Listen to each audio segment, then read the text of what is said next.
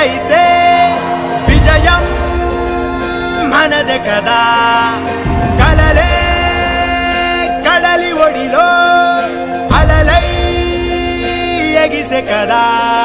ఈ విడి విడి అడుగులు ఒకటై పరుగులు పెడితే జగమంతా మన వెంటే జయమంటూ సాగదా.